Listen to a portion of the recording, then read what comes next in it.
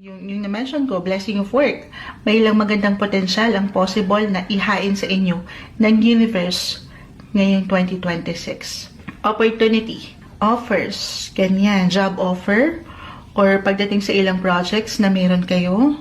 Could be an extra work for an extra income na pwede mong matanggap or pwede nyong mapaangat. The Emperor, ito na kayo, yung pagiging entrepreneur nyo, leader, boss-like, may power, may energy. So, magagampanan nyo rin, okay? Yung mga ilang pangangailangan, kahit kaano man, hindi nagiging madali. For some of you na naghihintay ng sign, kung anong gusto or ano ang dapat na gawin, or anong magandang simulang negosyo, halimbawa, o di kaya, anong magandang kunin na kurso kung kayo yung mga estudyante or nagbabalak magbalik eskwela or maging estudyante ulit, maging ano pa man ang edad mo. Kahit sa simpleng training lang yan.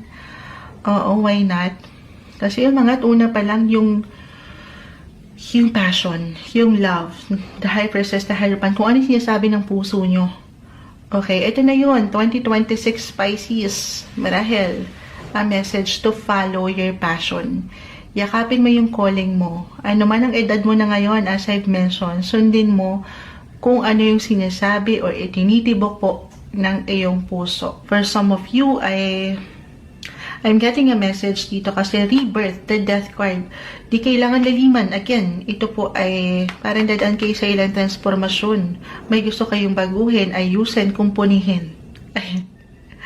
For some ay maaaring mag-decide to undergo for general or medical check-ups para sa inyong kalusugan. Ito yun, the Ace of Swords. May ideya kayo. May mga matatalinong ideya kayo. Gamitin niyo yan. Okay? Para higit niyong mapalago, mapahil yung inyong mga katawan or pakiramdam.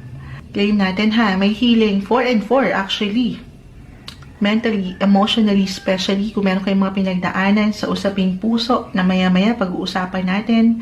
Healing, okay, healing, may healing, recovery. Claim na natin ito, stay healthy Pisces. Ito yung